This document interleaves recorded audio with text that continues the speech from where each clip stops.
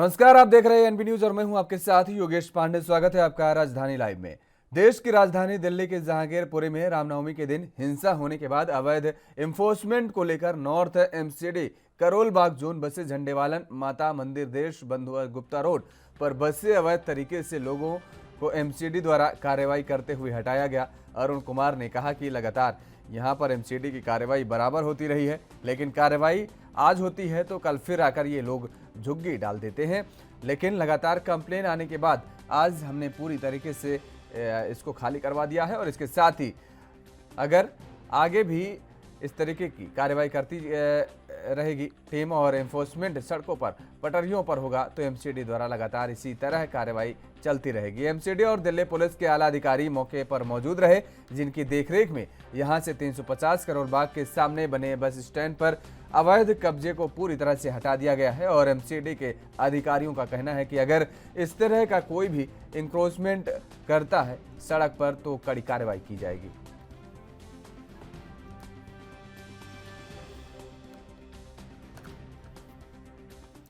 और इसी खबर पर ज्यादा जानकारी के साथ हमारे संवाददाता राजीव तिवारी दिल्ली से जुड़ चुके हैं। राजीव, जिस तरीके से बड़ी कार्रवाई की जा रही है, जो अवैध अतिक्रमण है उसको हटाने को लेकर के लगातार प्रशासन अब सख्त नजर आ रहा है। जहांगीरपुरी इलाके के अंदर जिस तरीके से हिंसा हुई और एमसीडी के द्वारा बुलडोजर चलाया गया, वही प्रक्रिया अब पूरी दिल्ली के अंदर अपनाई जा रही है। एमसीडी की तरफ से जितने भी कह सकते हैं अवैध कब्जे हैं या फिर कहें फुटपाथ पर जो कब्जा किया गया है, झुग्गियां डाली गई हैं, उनको हटाने के लिए अब एमसीडी की तरफ से लगातार प्रयास देखने को मिल रहा है। और लगातार दिल्ली की किसी भी जगह की बात करें, क्योंकि दिल्ली सरकार थी, उसने लगातार कहीं ना कहीं एमसीडी को आरोप लगाया था कि आपसे पहले क्यों नहीं किया जा रहा, सिर्फ जहांगीरपुरी में क्यों क्या करा जा रहा है और इलाकों में क्यों नहीं किया जा रहा। एमसीडी की तरफ से अब बिल्कुल स्पष्ट कर दिया गया है, चाहे वो दिल्ली के करोल बाग की बात हो या फिर जहांगीरपुरी की बात हो या फिर और इलाकों की बात हो, फुटपाथ पर जो भी कब्जा करेगा उसको हटा दिया जाएगा। और इसी को लेकर दिल्ली के करोल बाग की बात करें तो करोल बाग पर लगातार जानकारी मिल रही थी कि लोगों ने फुटपाथ पर कब्जा किया हुआ, बस स्टैंड तक कब्जा किया हुआ है। उसको हटाने के लिए जैसे ही जानकारी मिली तो दिल्ली एमसीडी के जो कर्मचारी थे या फिर कहें अधिकारी थे, वो लगातार दिल्ली पुलिस के साथ वहां पर पहुंचे और उन्होंने तुरंत ही लगभग कह सकते हैं इस जगह को खाली करा दिया गया। और ये भी कोशिश की गई कि आने वाले दिनों के अंदर यहां पर दोबारा से झुग्गियां ना डाली जाएं और कोई भी व्यक्ति जो है इस तरीके की कब्जे को नहीं कर सके। मगर लगातार कहीं ना कहीं एमसीडी की तरफ से भी ये कहा जा रहा था कि बार बार कहीं ना कहीं जब एमसीडी कार्रवाई करती है तो उसके बाद में दोबारा से इस तरीके की झुग्गियां बना ली जाती है। तो उसको लेकर अब दिल्ली एमसीडी की तरफ से बिल्कुल सख्ती देखने को मिल रही है। और दिल्ली के तमाम जगहों की बात करें, वहां पर भी इसी तरीके की कार्रवाई होती नजर आ रही है। जी बिल्कुल राजीव, लेकिन जिस तरीके से ये कहा जा रहा है कि दरअसल जैसे ही इन झुग्गी झोपड़ियों को हटाया जा रहा है, जो अतिक्रमण होता है अवैध उसको हटाया जाता है, तो दूसरे दिन तीसरे दिन के बाद देखने को फिर से एक बार वही अतिक्रमण मिलता है। क्या वास्तव में लोगों के अंदर प्रशासनिक अमले का खौफ नजर नहीं आ रहा? देखिए, बिल्कुल सही कहा आपने। यहाँ पर बात करें एमसीडी की तरफ से जो भी कार्रवाई की जाती है वो पहले इतनी सख्त नहीं की जाती थी कि जिसकी वजह से लोगों के बीच में डर होता नजर आए। जब से बुलडोजर चलाया गया जहांगीरपुर इलाके के अंदर, जब से ही तब से इस तरीके की कहते हैं लोगों के अंदर खौफ देखने को मिल रहा है कि अगर इंकमेंट करते हैं या फिर कब्जा करते हैं तो उसके ऊपर कार्रवाई की जाएगी। और एमसीडी के द्वारा जिस तरीके से बिल्कुल कार्रवाई होती नजर आ रही है, चाहे वो दिल्ली के करोल बाग की बात करें और इलाकों की बात करें, जहांगीरपुरी की बात करें, इस तरीके की कार्रवाई जो है वो लगातार एमसीडी की तरफ से की जा रही है। और लगातार ये भी संदेश दिया जा रहा है कि जो भी व्यक्ति इस तरीके के कब्जे करता है या फिर क्या अवैध कब्जे करता है, उसको हटाने के लिए एमसीडी की तरफ से कोई भी कार्रवाई होगी वो की जाएगी। और दिल्ली पुलिस भी इसका सहयोग देती हुई नजर आ रही है। और लगातार कल भी यही देखने को मिल रहा था, दिल्ली पुलिस के जो अधिकारी थे वो भी मौजूद थे, एमसीडी के अधिकारी थे वो भी मौजूद थे। मगर जिन लोगों ने झुग्गियां डाली हुई थी या फिर कहें जो अवैध कब्जे किए हुए थे, उनकी तरफ से नाराजगी जरूर देखने को मिल रही थी, मगर उनको हटाने के लिए दिल्ली पुलिस की तरफ से पूरे पुख्ता इंतजाम किए गए थे। जी राजीव, लेकिन जिस तरीके से ये लोग जो झुग्गी झोपड़ी में रह रहे हैं, इनके रहने का और इनके प्रवास के लिए सरकार की तरफ से क्या ठोस कदम उठाए जा रहे हैं? ये बात ठीक है कि अतिक्रमण जो है अवैध अतिक्रमण है उसको हटाने की दिशा में प्रशासनिक अमले द्वारा ये पहल किया जा रहा है, एमसीडी की तरफ से बड़ी कार्रवाई की जा रही है, लेकिन आखिर इन लोगों को भी बसाने के लिए कोई व्यवस्था की गई है? अधिकारियों की तरफ से, सरकार की तरफ से कोई व्यवस्था की जा रही है? देखिए, बिल्कुल सही कहा आपने। यहाँ पर बात करें जिस तरीके से एमसीडी के द्वारा जिस तरीके से कार्रवाई की जा रही है अवैध कब्जे को लेकर, यहाँ तक कि कह सकते हैं जो जितने भी कब्जे झुग्गी बस्तियां डाली गई हैं, इनको हटाने के लिए जितनी भी कार्रवाई करनी चाहिए एमसीडी की तरफ से की जा रही है, मगर इनको दोबारा से बसाने के लिए या फिर एक जगह से हटाकर कहीं और दूसरी जगह शिफ्ट करने के लिए ऐसी कोई भी कार्रवाई एमसीडी की तरफ से नहीं की जा रही है। मगर दिल्ली सरकार की तरफ से क्या है, तो दिल्ली सरकार जरूर कोशिश करती नजर आ रही है, मगर यहाँ पर जिस तरीके से झुग्गियों को हटाया जा रहा है उससे कहीं ना कहीं नाराजगी जरूर देखने की मिल रही है। और कहीं ना कहीं यही लोग कहीं ना कहीं कह सकते हैं काफी हद तक जो है एमसीडी से बहुत ज्यादा नाराज होते नजर आ रहे हैं। उनको हटाया जा रहा है, उनके लिए कोई जगह नहीं दी जा रही है, वो कहां पर जाके रहेंगे इसके बारे में कोई भी जानकारी एमसीडी की तरफ से नहीं दी जा रही है। मगर एमसीडी अपनी तरफ से बिल्कुल प्रयास कर रहे हैं और दिल्ली को क्लीन बनाने के लिए लगातार जो अवैध कब्जे हैं उनको खत्म करने के लिए बिल्कुल लगातार कार्रवाई करती नजर आ रही है। जी राजीव, ये दिहाड़ी मजदूर वाले लोग होते हैं जो बाहर अन्य प्रदेशों से दिल्ली पहुंचते हैं और वहां पर किसी तरीके से काम करके और अपना गुजर बसर करते हैं, अपने बच्चों का भरण पोषण करते हैं। ऐसे में अगर सरकार की तरफ से आपने कहा कि कुछ कदम जरूर उठाए जा रहे हैं, लेकिन एमसीडी के अधिकारियों ने अब तक इस मामले पर कोई जानकारी दी? क्योंकि एमसीडी की भी जिम्मेदारी बनती है, अगर इन लोगों का अवैध अतिक्रमण हटा रही है तो इन लोगों को बचाने का भी कहीं दूसरी जगह काम किया जाए। देखिए, बिल्कुल सही कहा आपने। यहाँ पर बात करें एमसीडी की तरफ से जो मजदूर हैं या फिर ये कहें जो दिल्ली से बाहर से आते हैं दिल्ली के अंदर काम करने के लिए, उनके पास जगह नहीं मिल पाती है तो वो फुटपाथ पर ही अपना गुजर बसर करते हैं और लगातार कहीं ना कहीं इसी तरीके की प्रक्रिया देखने को मिलती है। मगर बाद में वो झुग्गियां बस्तियां बना लेते हैं और उसके साथ साथ कहीं ना कहीं काफी अतिक्रमण हो जाता है। मगर यहाँ पर बात करें एमसीडी की तरफ से, एमसीडी की तरफ से इनको हटाने के लिए जरूर कार्रवाई की जा रही है, मगर इनको दूसरी जगह पर शिफ्ट करने के लिए ऐसी कोई भी कार्रवाई नहीं की जा रही है और ना ही एमसीडी की तरफ से ऐसी कोई जानकारी दी गई है। मगर एमसीडी की तरफ से यह जरूर कहा जा रहा है कि कोई भी व्यक्ति अगर अतिक्रमण करता है या फिर अवैध कब्जे करता है उसको हटाने के लिए एमसीडी की तरफ से बिल्कुल प्रयास किए जाएंगे और उनको हटाने के साथ साथ ये जिम्मेवारी दिल्ली सरकार की बनती है कि दिल्ली सरकार देखेगी कि इनको कहां बसाना है, नहीं बसाना है, कहां पर जगह देनी है। मगर दिल्ली सरकार की तरफ से जरूर कोशिश की जा रही है, मगर अभी तक धरातल पर इन लोगों के लिए अभी तक कोई भी ऐसी कार्रवाई देखने को नहीं मिल रही है और जिसकी वजह से कहीं ना कहीं ये लोग परेशान होते नजर आ रहे हैं। मगर कहीं ना कहीं जो अवैध कब्जे को लेकर एमसीडी की तरफ से कार्रवाई है वो सुचारू रूप से दिल्ली के अंदर, दिल्ली के तमाम इलाकों के अंदर देखने को मिल रही है और इसी तरीके की कार्रवाई के लिए भी कैसे अंदेशा दिया है कि लगातार इस तरह की कार्रवाई जो है वो एमसीडी के द्वारा की जाएगी। जी बिल्कुल, चलिए बहुत बहुत शुक्रिया तमाम सारी जानकारी देने के लिए। राजीव हमारे साथ जुड़े हुए थे दिल्ली से संवाददाता। तो जिस तरीके से उन्होंने जानकारी दी कि ये अवैध अतिक्रमण हटाने का सिलसिला अब पूरे दिल्ली भर में प्रशासनिक अमले द्वारा चल रहा है। और यहाँ पर रुकते हैं छोटे से ब्रेक के लिए, ब्रेक के बाद फौरन हाजिर होते हैं।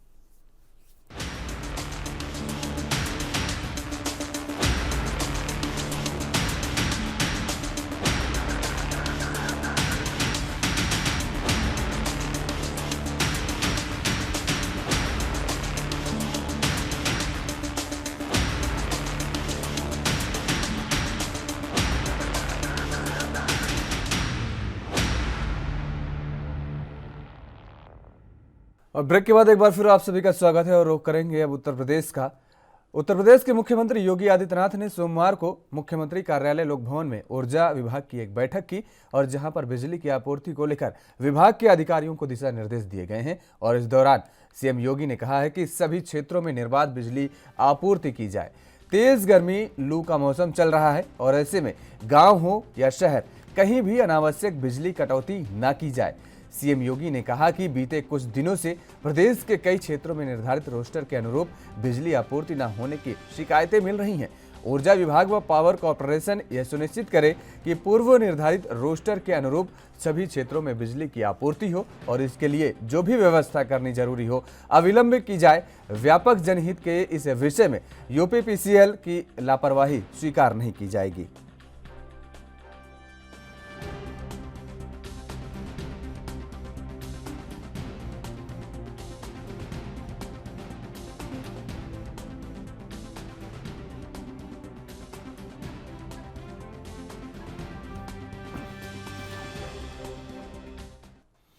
और इसी खबर पर ज्यादा जानकारी के साथ हमारे संवाददाता जितेंद्र चौहान लखनऊ से हमारे साथ जुड़ चुके हैं। जितेंद्र, जिस तरीके से मुख्यमंत्री योगी आदित्यनाथ ने यह बैठक की है विद्युत विभाग के अधिकारियों के साथ, क्या कुछ दिशा निर्देश दिए गए हैं? और देखिए, बिल्कुल योगेश, जाहिर सी बात है कि उत्तर प्रदेश के मुख्यमंत्री योगी आदित्यनाथ लगातार सभी विभागों के साथ बैठक कर रहे हैं, प्रेजेंटेशन देख रहे हैं और कहीं ना कहीं जो कमियां हैं उनको दूर करने के लिए कहा जा रहा है। कल उत्तर प्रदेश के मुख्यमंत्री योगी आदित्यनाथ ने ऊर्जा विभाग के अधिकारियों के साथ बैठक की थी और बैठक में जो ऊर्जा मंत्री वो भी सभी शामिल थे और बैठक के बाद उत्तर प्रदेश के मुख्यमंत्री योगी आदित्यनाथ ने साफ दो टूक जवाबों में कह दी कि अनावश्यक बिजली कटौती उत्तर प्रदेश पावर कॉर्पोरेशन के अधिकारी द्वारा ये बर्दाश्त नहीं की जाएगी और प्रधानमंत्री नरेंद्र मोदी के मार्गदर्शन में विगत 5 वर्षों में उत्तर प्रदेश के हर गांव हर शहर में बिजली से रोशन करना चाहिए। साथ ही जो लगातार बिजली की आपूर्ति है वो 24/7 होनी चाहिए, चाहे गांव हो चाहे शहर हो, क्योंकि लगातार जो गर्मी और लू की मौसम चल रहा है, अनावश्यक कहीं भी बिजली कटौती करने की आवश्यकता नहीं है और साथ ही साथ ट्रांसफार्मर जलने और तार गिरने जैसी समस्याओं को बिना देरी के उसको सही किया जाए, उनको बदलने का काम किया जाए। बिजली चोरी करने वालों को विरुद्ध सख्त अधिकारी कार्रवाई करे, जो कर्मचारी वो कार्रवाई करे, नियमानुसार जो कार्रवाई है वो की जाए। इसमें नियम भी उत्तर प्रदेश के मुख्यमंत्री योगी आदित्यनाथ ने बताया और साफ तौर पे स्लाइड लॉस को न्यूनतम रखने के लिए हर जरूरी कदम उठाने का भी आवश्यकता है और कहीं ना कहीं बकायेदारों के लिए एक मुश्त समाधान की योजना भी की जाए ताकि लोगों की जो समस्या होती है वो एक मुश्त समाधान के तहत उसको कहीं ना कहीं दूर करने का काम किया जाए। बिजली उत्पादन के लिए कोयले की जो सबसे महत्वपूर्ण बात चली कि देश में कोयले की कमी हो रही है, जिसके कहीं ना कहीं कई राज्यों में बिजली ठपों से लगातार चर्चा में रहा। उसके बाद उत्तर प्रदेश के मुख्यमंत्री ने कहा कि जो उपलब्धता है उसकी सच बनाए रखी जाए।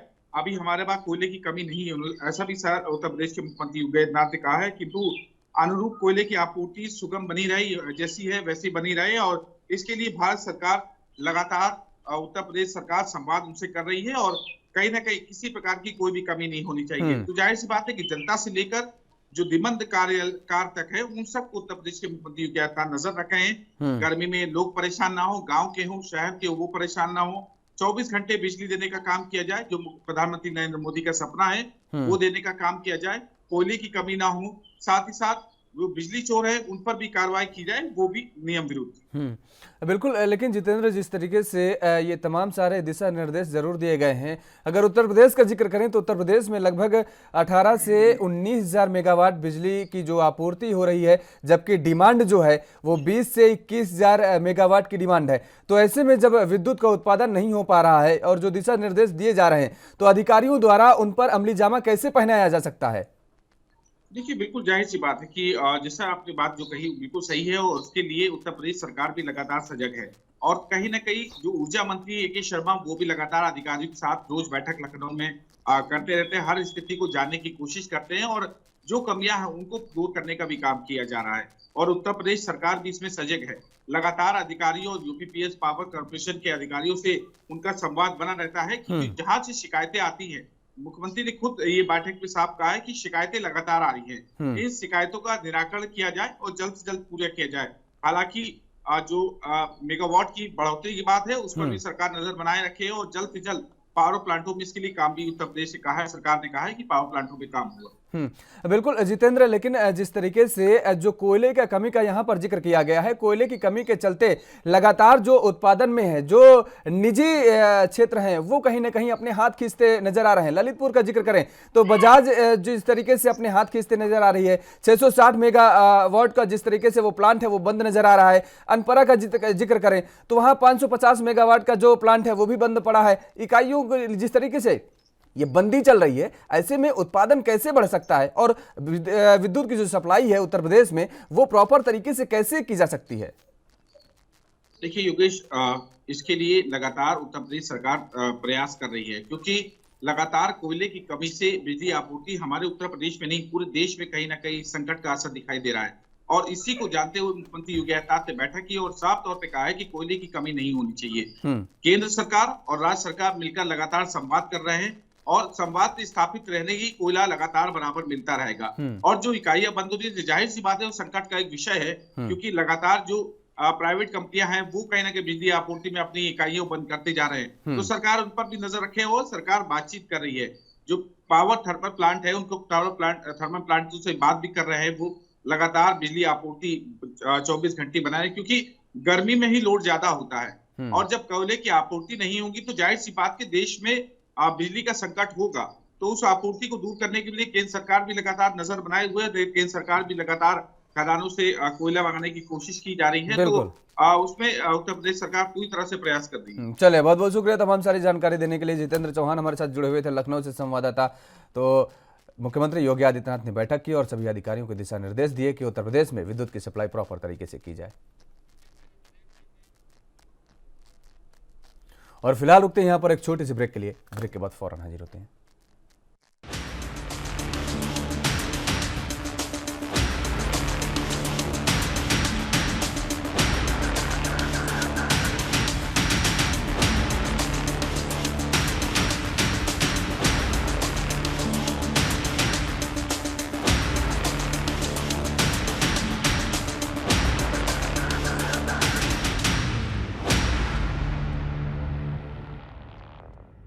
ब्रेक के बाद एक बार फिर आप सभी का स्वागत है और खबरों में आगे बढ़ेंगे। रुख करेंगे मध्य प्रदेश का। मध्य प्रदेश के रीवा जिले में 20 से 21 में हुई धान खरीदी में 25 से 30 लाख का फर्जीवाड़ा उजागर हुआ है। जहां किसानों के शिकायतों पर जांच कराई गई तो लगभग 30 किसान ऐसे पाए गए जिनका धान तो खरीद लिया गया, पर उचित मूल्य इन 30 किसानों के आज तक नहीं मिला है। रीवा से इस घोटाले की शुरुआती परतें खुलने के बाद अब रीवा जिले में धान खरीदी केंद्रों से साठगांठ करके अब दबाने का प्रयास भी किया जा रहा है। और एक और जहां किसानों को करीब 25 से 30 लाख रुपए की चपत लगाई गई है। तो इस मामले में एएनबी न्यूज ने जब नागरिक आपूर्ति अधिकारी से बात की तो गोपनीय आधार पर बताया गया कि रीवा में जांच की गई, जिसके बाद लाखों की गड़बड़ी का खुलासा हुआ है। असल घोटाला कितना बड़ा है जांच के बाद ही साफ हो पाएगा, लेकिन रीवा का मामला काफी गंभीर नजर आ रहा है।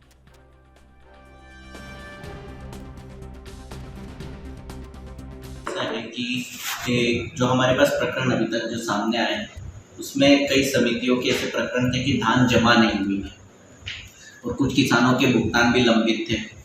जिन समितियों की धान जमा हो गई थी तो एक प्रकरणवार हमने चेक करके कुछ 93 किसान थे, उसमें से 63 किसानों का हमने पेमेंट करवाया। ऑफलाइन हमें भोपाल से उसकी वो मिली थी परमिशन, तो हमने ऑफलाइन भुगतान किसानों का करवाया है। कुछ प्रकरण ऐसे है कि समिति की धान ही नहीं जमा हुई है, इसके कारण भुगतान नागरिक आपूर्ति निगम से उसमें संभव नहीं हो पाया।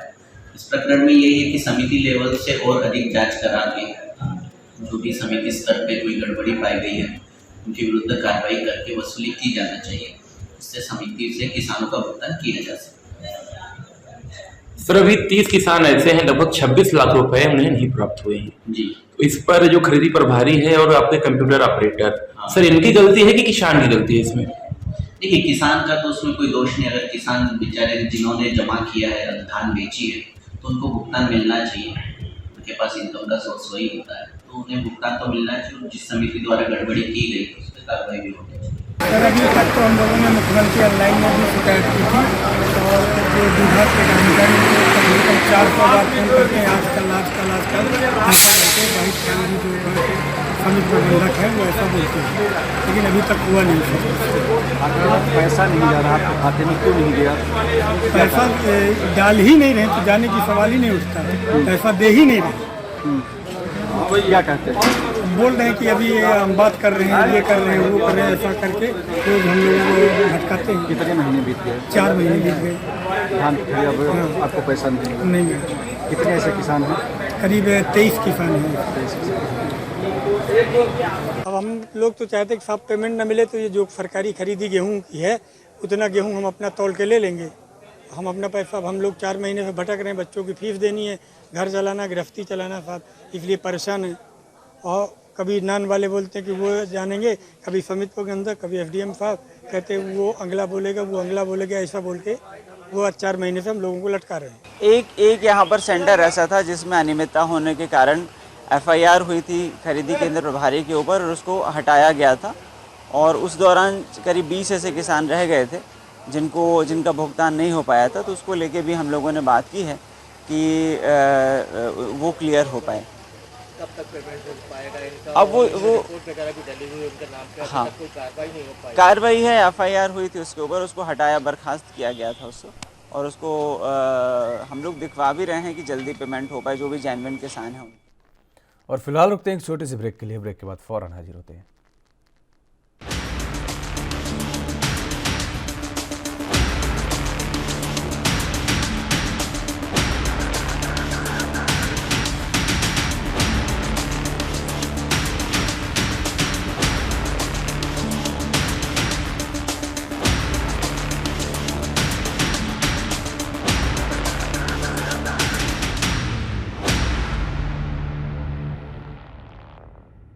और ब्रेक के बाद एक बार फिर आप सभी का स्वागत है और सीधा रुख करेंगे मध्य प्रदेश का ही। मध्य प्रदेश से हमारे संवाददाता विजय तिवारी हमारे साथ जुड़े हुए हैं।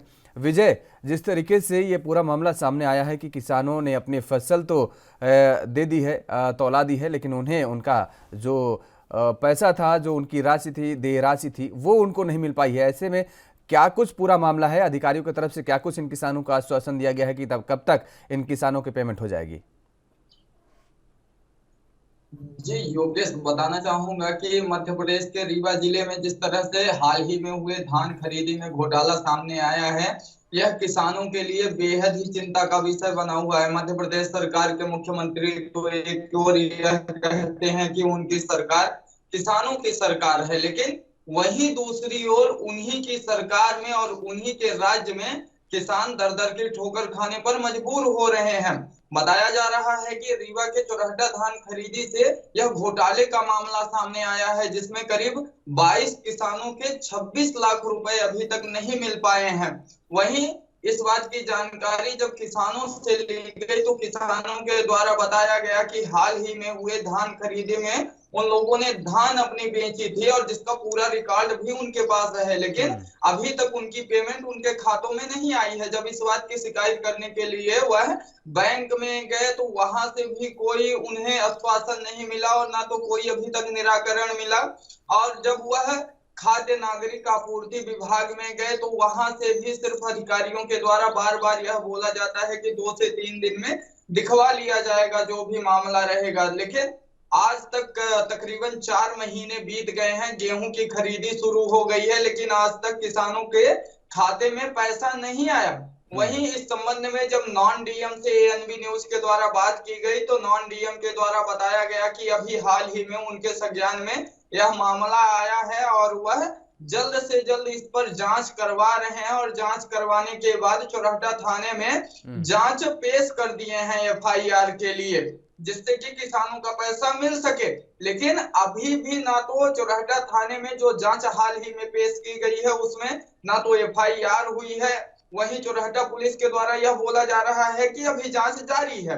लेकिन जिस तरह से नॉन डीएम के द्वारा बताया गया कि जांच पेश कर दी गई है और अभी तक ना एफआईआर चुरहटा थाने में दर्ज हुई है और ना तो आगे की कोई कार्यवाही हुई है, जबकि 22 किसान दर दर की ठोकर खाने पर मजबूर हो रहे हैं, लेकिन अभी तक उनके खातों में धान का पैसा नहीं पहुंचा है।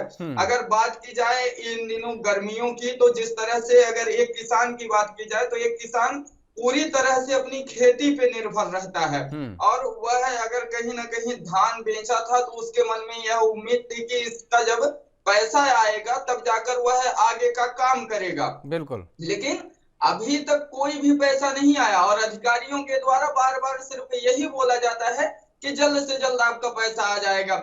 वहीं इस संबंध में जब एएनबी न्यूज के द्वारा रीवा कलेक्टर मनोज पुष्प से बात की गई तो मनोज पुष्प के द्वारा बताया गया कि मामला उनके संज्ञान में आया था और मामले को हैंडल कर लिया गया है और जो भी किसान थे उनका पैसा दे दिया गया है। जबकि जब अगला सवाल उनसे यह किया गया कि आखिरकार अभी तक 22 किसानों का 26 लाख रुपए क्यों नहीं मिला, तब रीवा कलेक्टर के द्वारा कॉल कट कर दिया गया और कोई भी जवाब नहीं दिया गया। और जब एक तरफ तो रीवा कलेक्टर यह बोलते हैं कि किसानों का जो भी मैटर था उसे हैंडल कर लिया गया है, दूसरी ओर उन्हीं के अधिकारी नॉन डीएम यह बोलते हैं कि अभी भी जांच जारी है और जो भी जांच में तथ्य आएंगे उसके आधार पर आगे की कार्यवाही की जाएगी। जबकि जांच अधिकारी से जब इस संबंध में बात की गई तो उनके द्वारा यह बताया गया कि वह गोपनीय जांच करके चुरहटा थाने में प्रस्तुत कर चुके हैं और अपने वरिष्ठ अधिकारियों के संज्ञान में भी प्रस्तुत कर चुके हैं। जांच अधिकारी के द्वारा बताया गया कि हाल ही में जो खरीदी हुई थी उसमें चुरहटा समिति में धांधलेबाजी की खबर तत्कालीन कलेक्टर रीवा इलैया राजा टी को मिली थी और इलैया राजा टी के द्वारा तत्काल इस पर नॉन डीएम को आदेश दिया गया और मौके पर जाकर निरीक्षण किया गया तो यह देखा गया कि वहां पर पूरी तरह से धांधलेबाजी चल रही है और किसान परेशान हैं क्योंकि समिति प्रबंधक, कंप्यूटर ऑपरेटर और समिति के जो अन्य सदस्य थे इन सभी की मिली भगत से किसानों की धान तो खरीद ली जाती थी, लेकिन घोटाला करने के लिए यह कहीं ना कहीं उन धानों को दबा देते थे और सरकारी रिकॉर्ड में नहीं आ पाता था, और जिसका किसानों को बड़ा खामियाजा नुकसान का सामना करना पड़ रहा है। चलिए बहुत बहुत शुक्रिया तमाम सारी जानकारी देने के लिए। विजय हमारे साथ जुड़े हुए थे। फिलहाल रुकते हैं एक छोटे से ब्रेक के लिए, ब्रेक के बाद फौरन हाजिर होते हैं।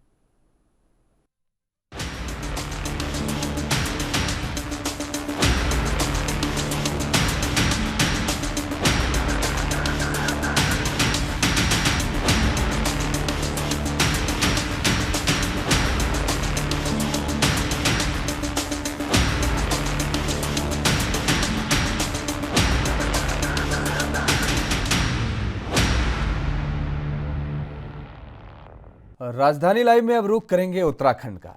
उत्तराखंड कांग्रेस के नवनियुक्त प्रदेश अध्यक्ष करण माहरा अब गढ़वाल क्षेत्र को साधने में जुटे।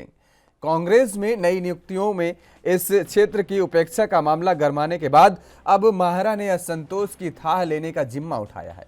अध्यक्ष बनने के बाद पहले दौरे का कार्यक्रम गढ़वाल के लिए तय किया गया है और माना जा रहा है कि माहरा पार्टी नेताओं और कार्यकर्ताओं से मिलने फीडबैक के आधार पर क्षेत्रीय संतुलन साधने का फॉर्मूला राष्ट्रीय नेतृत्व को सुझा सकते हैं।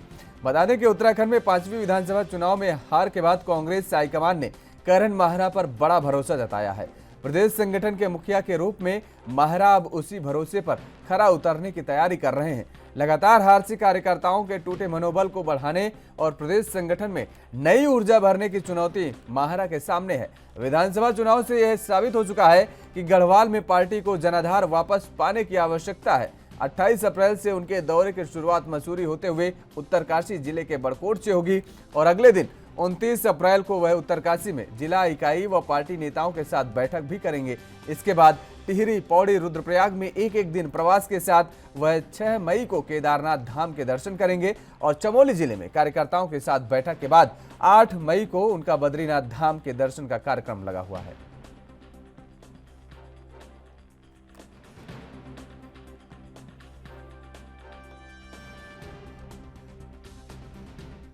और इसी खबर पर ज्यादा जानकारी के साथ हमारे संवाददाता अमित चौधरी उत्तराखंड से जुड़ चुके हैं। अमित, जिस तरीके से अब करण माहरा एक बार फिर से कांग्रेस को मजबूत करने की जो कवायद शुरू कर दी है, क्योंकि राष्ट्रीय नेतृत्व ने जहां करण माहरा पर भरोसा जताया है तो अब उस पर खरे उतरने की पूरी प्लानिंग कर रहे हैं करण माहरा। बिल्कुल योगेश जी, आपको बता दूं कि करण माहरा जो नवनिर्वाचित प्रदेश अध्यक्ष है कांग्रेस के, उत्तराखंड कांग्रेस के, उनकी तरफ से अब यहाँ पर करीब 12 दिन का यहाँ पर यहाँ गढ़वाल का दौरा यहाँ पर किया जाना, जिसकी शुरुआत वो 28 अप्रैल से करने जा रहे हैं और उसके बाद वो तमाम तरीके से गढ़वाल के हर क्षेत्र में जाएंगे और 6 मई को यहाँ पर बाबा केदार के यहाँ पर धाम खुलने हैं, उस पर भी वहाँ जाकर के उनके दर्शन करेंगे और 8 मई को यहाँ पर बद्रीनाथ के धाम खुलने, वहां जाके दर्शन करने का उनका कार्यक्रम है। तो साफ तौर से देखा जाता है कि गढ़वाल में जिस तरीके से लगातार खबरें आ रही थी कि यहाँ कार्यकर्ता नाराज हैं उपेक्षा के चलते, क्योंकि जो तीनों ही महत्वपूर्ण पद हैं, नेता प्रतिपक्ष, प्रदेश अध्यक्ष और उप नेता प्रतिपक्ष का, वो तीनों ही पद यहाँ कुमाऊं से दिए गए, तो उसको लेकर के नाराजगी है और वही नाराजगी खत्म करने का जिम्मा करण माहरा के द्वारा उठाया गया है। हालांकि उनके बयान की तरफ से लगातार कहा गया कि नाराजगी नहीं है, मन मुटाव थोड़ा हो सकता है, वो उसको दूर कर ले जाएगा। और उत्तराखंड की बात करें, कांग्रेस उत्तराखंड में जिस तरह से पिछड़ते जा रही है, एक बेहद ही अहम जिम्मा मिला है करण माहरा को, गढ़वाल कुमाऊं को साथ लेके चलना है। उसके तहत ये दौरा उनका बेहद ही अहम है। कार्यकर्ताओं से मुलाकात करेंगे, बात करेंगे और जो नाराजगी है, किस तरीके से यहाँ पर जो परफॉर्मेंस घट रहा है कांग्रेस का गढ़वाल में, उसको समझने की कोशिश करेंगे और एक नई ऊर्जा देने की कोशिश यहाँ पर करण माहरा की तरफ से की जाएगी। अमित, लेकिन क्या लगता है कि वास्तव में कांग्रेस के नेताओं के या कांग्रेस के कार्यकर्ताओं के अंदर जो असंतोष व्याप्त है वो करण माहरा उसको समाप्त कर पाएंगे? कौन सा ऐसा फॉर्मूला लाएंगे जिससे इन असंतोष कार्यकर्ताओं में या असंतोष नेताओं में जो है नई ऊर्जा का ये जो है संचार करेंगे? योगेश, देखिए उत्तराखंड की बात करें, अभी 3 पद यहाँ पर बांटे गए हैं जो कुमाऊं से हैं। उसके अलावा प्रदेश के और कई ऐसे महत्वपूर्ण पद जो भी बांटने हैं और उनका जिम्मा कहीं ना कहीं प्रदेश अध्यक्ष का होता है, तो वो यहाँ पर उसमें कहीं ना कहीं गढ़वाल के लोगों की यहाँ पर को तवज्जो मिल सकती है। पूरी तरीके से कहा जा सकता है कि गढ़वाल की अनदेखी की बात जो लगातार आ रही थी, हालांकि बयानबाजी गढ़वाल के नेताओं की तरफ से ऐसा कोई नहीं आई। खुद प्रीतम सिंह बयानों से बचते नजर आए और वही कुमाऊं के नेताओं की तरफ से कहीं ना कहीं नाराजगी देखी गई। तो ये एक समीकरण साधने की कोशिश की जा रही है कांग्रेस की तरफ से कि भाजपा की तरफ से लगातार जिस तरह की कार्रवाई की जा रही है, जनता जो प्रभावित भाजपा से है, कांग्रेस की तरफ से जो जनाधार घट रहा है जनता का, वो उसको कहीं ना कहीं उठाने की कोशिश की जाएगी, कार्यकर्ताओं को मनाने की कोशिश की जाएगी। और संगठन के अंदर कई ऐसे महत्वपूर्ण पद है जिसमें वरीयता कहीं ना कहीं गढ़वाल के कार्यकर्ताओं को मिल सकती है। अमित, सियासी हलकों में एक चर्चा चल रही है कि दरअसल ये दौरा जो होगा करण मेहरा का, उसके बाद ये एक जो नाराजगी है उसकी था लेंगे और था लेने के बाद शीर्ष नेतृत्व को उसकी पूरी जानकारी देंगे। और कहा यह जा रहा है कि एक कार्यकारी अध्यक्ष की भी नियुक्ति हो सकती है। तो क्या ऐसा में ये माना जाए कि गढ़वाले से किसी कार्यकारी अध्यक्ष को चुना जा सकता है? योगेश, देखिए पिछले कुछ समय का घटनाक्रम अगर आप देखें तो साफ तौर से कुमाऊं के नेताओं की तरफ से लगातार पार्टी हाईकमान के हर सम्मान के फैसले की बात करने की बात सामने आ रही थी। करण मेहरा को यहाँ पार्टी हाईकमान की तरफ से अध्यक्ष बनाया गया और एक रणनीति के तहत कहीं ना कहीं प्रदेश अध्यक्ष चल रहे हैं, पार्टी हाईकमान को भरोसे पे ले रहे हैं।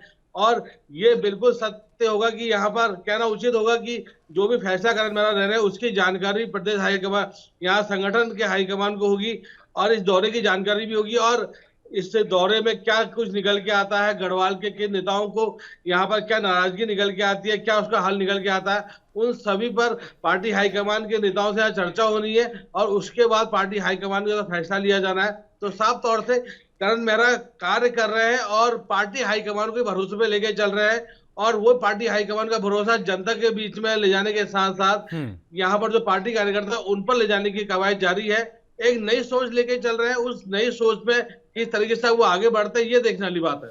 चलिए, बहुत बहुत शुक्रिया तमाम सारी जानकारी देने के लिए। अमित चौधरी हमारे साथ जुड़े हुए थे तो संवाददाता उत्तराखंड से। तो लगातार जिस तरीके से असंतोष व्याप्त है उत्तराखंड के कांग्रेस कार्यकर्ताओं में, उसको अब दूर करने की जिम्मेदारी जो मिली है करण मेहरा को, वो उस पर बखूबी अमल करते हुए अब नजर आएंगे। और रुकते हैं एक छोटे से ब्रेक के लिए, ब्रेक के बाद फौरन हाजिर होते हैं।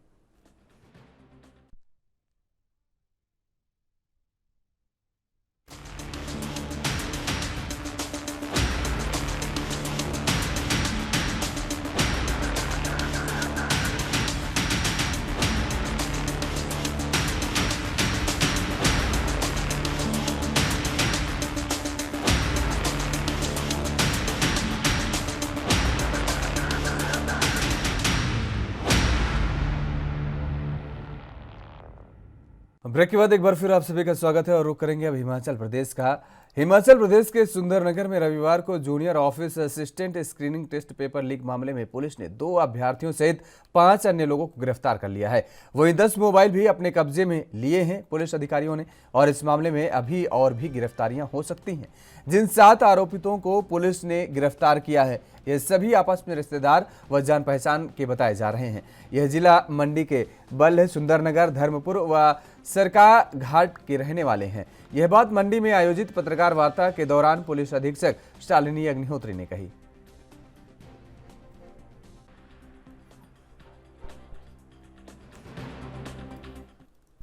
और इसी खबर पर ज्यादा जानकारी के साथ हमारे संवाददाता हिमांशु अग्रवाल हमारे साथ जुड़ चुके हैं। हिमांशु, जिस तरीके से पूरा मामला बताया जा रहा है पेपर लीक का, 7 लोगों की गिरफ्तारी की जा चुकी है, क्या कुछ अपडेट है इस पर अभी? जी हाँ, जिस प्रकार से योगेश जी आपने बताया कि सुंदरनगर के MLSM कॉलेज में जो है JOIT की स्क्रीनिंग परीक्षा में नकल मारने का मामला सामने आया। तो इसमें आपको बता दें कि एक अभ्यर्थी से परीक्षा हॉल में कुछ इस प्रकार की जो है सामग्री पकड़ी गई जिससे लगता है कि यह नकल मारने का मामला है। इसमें जो है अभी तक 7 गिरफ्तारियां कर दी जा चुकी हैं, जिसमें से 2 अभ्यर्थी, जिसमें से एक जिसके पास नकल की सामग्री पकड़ी गई उसके साथी को पुलिस ने गिरफ्तार किया है तथा 5 और लोग जो इसमें संलिप्त पाए गए हैं उनको भी जो है गिरफ्तार किया है। तो इसके बारे में जो है एसपी मंडी शालिनी अग्निहोत्री ने रविवार के दिन, सोमवार के दिन पत्रकार वार्ता को संबोधित करते हुए बताया कि इसमें जो है 10 मोबाइल फोन भी जब्त किए हैं तथा अभी तक 7 गिरफ्तारियां की गई हैं। हो सकता है कि इस मामले में अभी और भी गिरफ्तारियां की जाएं। तो इसको लेकर हिमाचल प्रदेश के शिक्षा मंत्री गोविंद सिंह ठाकुर जी ने भी बताया है कि ये जो मामला है इसके लिए सरकार ने जांच के आदेश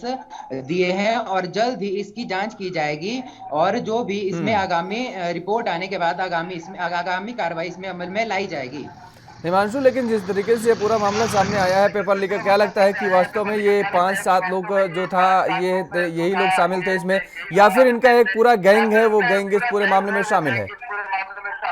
हो सकता है कि इसमें जो है पूरा गैंग भी इसमें शामिल हो सकता है, लेकिन अभी तक जो भी हमारे पास जानकारी एसपी मैडम की तरफ से आई है वो हमने आपको बता दी है कि इसमें जो है 5 लोग जो संलिप्त पाए गए थे और 2 जो है अभ्यर्थियों को इसमें गिरफ्तार किया जा चुका है, और अगर इसमें और भी गिरफ्तारियां होती हैं तो वह जो है आपको हम बता देंगे। बिल्कुल हिमांशु, लेकिन ये बड़ा चिंता का विषय है कि किस तरीके से ये पेपर लीक का मामला सामने आ रहा है। सरकारों की तरफ से तमाम सारे प्रयास करने की बात कही जाती है और सुरक्षा के इंतजाम करने की बात कही जाती है, बावजूद इसके किस तरीके से ये सेंधमारी लगा दी जाती है और पेपर लीक की घटनाएं जो सामने आती हैं, उसके बाद जो पेपर देते हैं छात्र, उनका भी भविष्य कहीं न कहीं अधर में लटकते हुए नजर आता है। हाँ, हो सकता है कि इसमें जो है प्रशासन की तरफ से भी, मतलब जो प्रशासनिक लोग थे, जो वहाँ पर अधिकारी और कर्मचारी मौजूद थे, वो इस मामले में भी मतलब संलिप्त पाए गए हैं, तो वो भी इनकी मिलीभगत हो सकती है। चलिए, बहुत बहुत शुक्रिया तमाम सारी जानकारी देने के लिए। हिमांशु हमारे साथ जुड़े हुए थे। जिस तरीके से उन्होंने बताया कि पेपर लीक मामले में 7 लोगों की अब तक गिरफ्तारी हो चुकी है और इसके साथ ही साथ आगे भी जो भी इस पर दोषी पाया जाएगा उस पर कार्रवाई की जाएगी। सबसे बड़ी बात यह है कि जिस तरीके से पेपर लीक के मामले ये जो सामने आते हैं, उसको लेकर के कहीं ना कहीं अब प्रशासनिक अमले की जो लापरवाही है उस पर क्या कार्रवाई की जाएगी सरकार की तरफ से, ये देखने वाली बात होगी। हालांकि शिक्षा मंत्री ने जो बयान दिया है कि जो भी इस पर संलिप्त होगा उस पर कार्रवाई की जाएगी और कार्रवाई करने की यह बात कही गई है। आपको बता दें कि दरअसल ये पूरा मामला जिस तरीके से है, इसमें अब तक 7 लोगों की गिरफ्तारी हो चुकी है। हिमांशु, बहुत बहुत धन्यवाद आपका हमारे साथ जुड़ने के लिए, तमाम सारी जानकारी देने के लिए। तो जिस तरीके से अब ये लगातार जो मामला है उसमें 7 लोगों की कार्रवाई हो चुकी है और आगे भी कार्रवाई की जाने की बात की जा रही है प्रशासनिक अधिकारियों द्वारा। और यहां पर रुकते हैं एक छोटी सी ब्रेक के लिए, ब्रेक के बाद फौरन हाजिर होते हैं।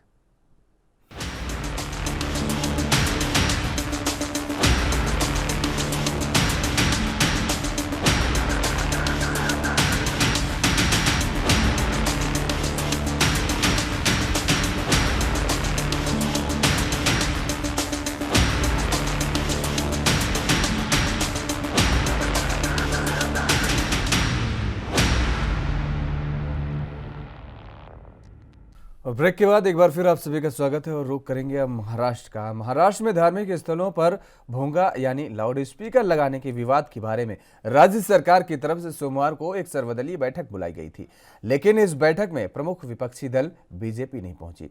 वहीं मनसे अध्यक्ष राज ठाकरे ने भी कन्नी काटते हुए अपने दूसरे नेताओं को इस बैठक में भेज दिया। राज मस्जिद पर लाउड स्पीकर बजाए जाने का विरोध करते हुए इसे हटाने के लिए 3 मई का अल्टीमेटम दिया है और ऐसे में इस विवाद को हल करने के लिए गृह मंत्री दिलीप वालसे पाटिल ने सोमवार को एक सर्वदलीय बैठक बुलाकर इसका सामूहिक हल निकालने की अपील की थी। हालांकि बीजेपी ने अघाड़ी विकास सरकार के सामने गुगली डालने हुए और इस बैठक का बहिष्कार कर दिया है। बीजेपी के इस तेवर से अघाड़ी सरकार के इन प्रयासों को बड़ा झटका लगा है, जिसमें वे सर्वसम्मति से इस समस्या का हल निकालने की कोशिश में जुटे थे।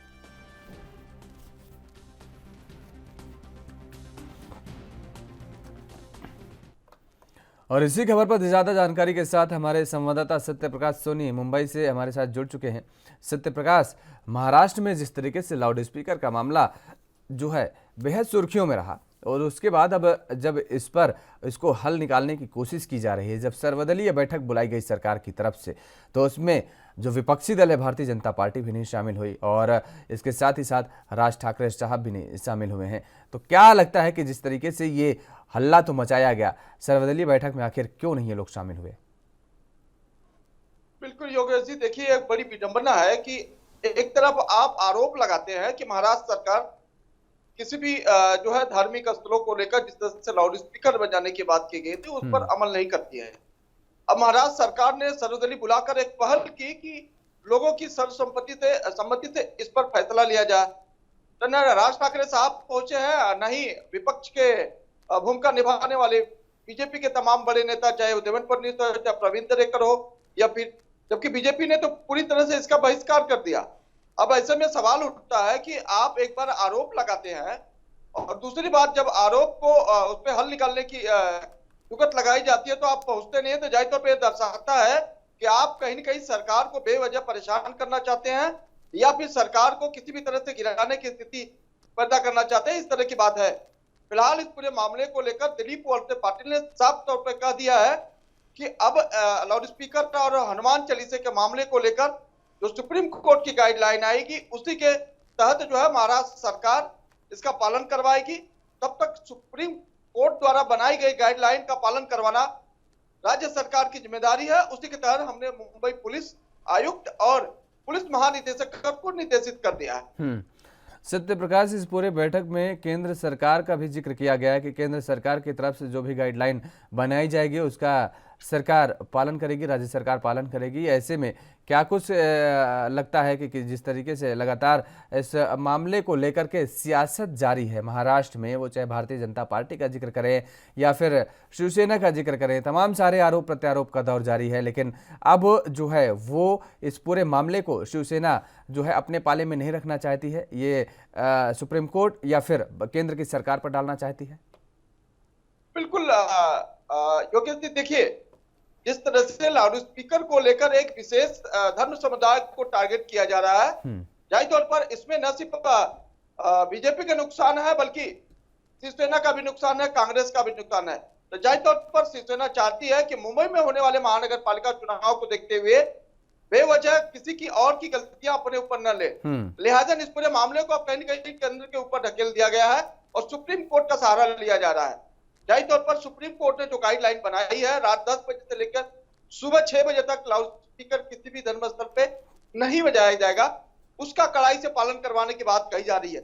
लेकिन दिलीप वळसे पाटिल ने सीधे तौर पर यह कह दिया है कि अब इस पूरे मामले का फैसला जो है कहीं कहीं केंद्र सरकार को करना चाहिए। केंद्र सरकार अगर लाउड स्पीकर को लेकर कोई नियम या नियमावली बनाती है तो जाहिर तौर पर राज्य सरकार उसका पालन करने के लिए तैयार है। तो ये पूरा मामला कहीं न कहीं अब केंद्र के जो है खाके में डाल दिया गया है कि केंद्र फैसला लेगी तब लिया जाएगा।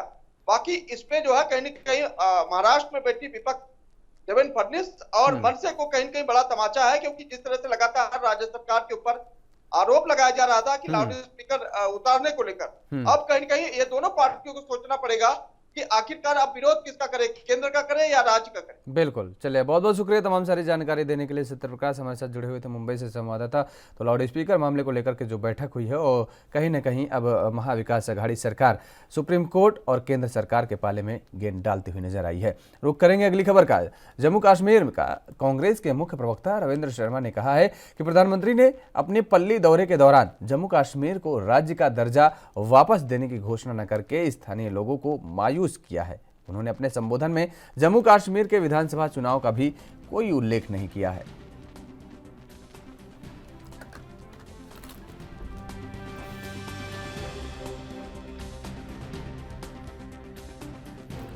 तो कांग्रेस ने यह बड़ा आरोप लगाया है कि जम्मू कश्मीर को पूर्ण राज्य का दर्जा न दे करके प्रधानमंत्री नरेंद्र मोदी ने लोगों को निराश किया है। ये बात कही गई है कांग्रेस की तरफ से और ये बड़े आरोप लगाए गए हैं कि जो उम्मीदें थी जम्मू कश्मीर के लोगों को, उन पर खरा नहीं उतरे हैं प्रधानमंत्री नरेंद्र मोदी।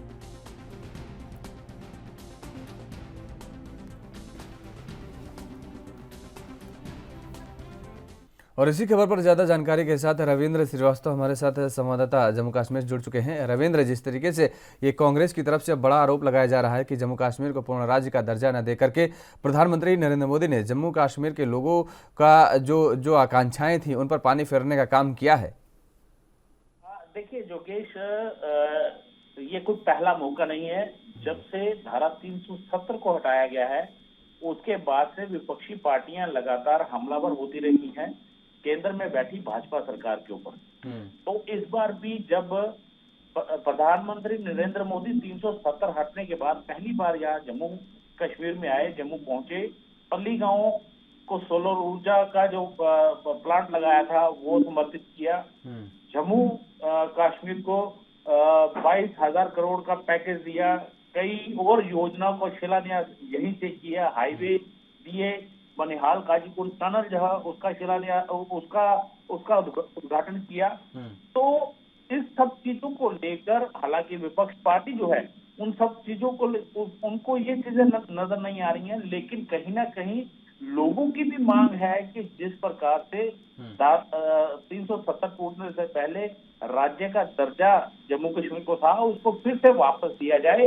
और यही बात जो कांग्रेस के मुख्य प्रवक्ता है रविंद्र शर्मा, उन्होंने प्रधानमंत्री के पल्ली दौरे के दौरान जम्मू कश्मीर को राज्य का दर्जा वापस देने की घोषणा न करके स्थानीय लोगों को मायूस किया है। उनका कहना है कि हमने उम्मीद लगाई कि प्रधानमंत्री नरेंद्र मोदी आएंगे, चुनावों की घोषणा करेंगे और साथ ही पूर्ण राज्य का दर्जा जो है उसको वापस देने की बात करेंगे, लेकिन ऐसा नहीं हुआ है। इससे पहले भी मैं आपको बता दूं, पीडीपी, एनसी और कई कश्मीर केंद्रित पार्टियां जो हैं वो लगातार मांग उठाती रही हैं कि जम्मू कश्मीर को पूर्ण राज्य का दर्जा दिया जाए। और वहीं महाराजा गुलाब सिंह ब्रिगेड जो है उसने भी उम्मीद जताई थी कि प्रधानमंत्री की तरफ से पूर्ण राज्य का दर्जा जो है उसको देने की कोई पहल जो है वो प्रधानमंत्री नरेंद्र मोदी कर सकते हैं। लेकिन जब तक केंद्र सरकार ने साफ किया है कि जब तक परिसीमन की रिपोर्ट, जो अंतिम रिपोर्ट है, वो के पास नहीं आ जाती है, तब तक चुनाव नहीं हो पाएंगे। हालांकि चुनाव करवाने या नहीं करवाने उसका फैसला चुनाव आयोग करेगा। लेकिन कहा जाए तो जो पूर्ण राज्य का दर्जा है, चुनाव होने के बाद ही अब यही लग रहा है कि पूर्ण राज्य का दर्जा तभी मिल पाएगा। जोगेश, बिल्कुल रविंद्र, लेकिन सबसे बड़ी बात आपने ये कहा कि जो विकास के काम हुए हैं, प्रधानमंत्री नरेंद्र मोदी ने जिन परियोजनाओं का शिलान्यास लोकार्पण किया है, वो चीज़ें विपक्षी दलों को नहीं दिख रही हैं और चुनाव को लेकर के या फिर अन्य तमाम सारे मुद्दों, राज्य का दर्जा को लेकर के कहीं ना कहीं जम्मू कश्मीर के लोगों के दिलों में पैठ बनाना चाहते हैं। क्या वास्तव में ये इन मुद्दों को उठा करके पैठ बना पाएंगे क्या? देखिए, मैं आपको बताऊं कि प्रधानमंत्री नरेंद्र मोदी की रैली में 1 लाख से ज्यादा लोग पहुंचे हुए थे। तो आप इसी से अंदाजा लगा सकते हैं कि लोग क्या चाहते हैं। लोग चाहते हैं कि विकास हो। विकास जो है वो बहुत जरूरी है। हालांकि प्रधानमंत्री मोदी की रैली के दौरान कश्मीर से बड़ी संख्या में लोग जो है वो पहुंचे हैं और यही चाहते हैं कश्मीर में, जम्मू कश्मीर के अंदर सबसे पहले आतंकवाद खत्म हो, विकास जो है उसको बढ़ावा मिले। यहाँ पर जिस प्रकार से कश्मीर घाटी के अंदर कई बड़े मॉल खुल रहे हैं और उसका निवेश यूएई की कई कंपनियां आगे कर रही हैं, तो वो उनका प्रतिनिधि दल जो है वो जम्मू के पल्ली दौरे के दौरान जो है वो मिला, प्रतिनिधि दल मिला, ताकि विकास जो है उसको बढ़ाया जा सके और यहाँ पर रोजगार जो है उसको बढ़ावा देने के लिए कदम उठाए जा सके। ये पहल केंद्र सरकार कर रही है। लेकिन कहीं ना कहीं राजनीतिक हलचल जो है वो नहीं चल पा रही है। खास करके राजनीतिक व्यवस्था नहीं होने के चलते लोग खुद को निराश महसूस कर रहे हैं कि कई चीजें ऐसी होती हैं कि आप ब्यूरोक्रेट के पास नहीं जाके वो बात कर सकते, लेकिन जो हुआ चुनिंदा नुमाइंदा होता है उसके घर जाके आप अपनी परेशानी बता सकते हैं। बिल्कुल, चलिए बहुत बहुत शुक्रिया तमाम सारी जानकारी देने के लिए। रविंद्र श्रीवास्तव हमारे साथ जुड़े हुए थे, संवाददाता जम्मू कश्मीर से। और फिलहाल यहाँ पर राजधानी लाइव में मेरे साथ इतना ही। देश और दुनिया की तमाम खबरों के लिए आप देखते रहिए ANB न्यूज। नमस्कार।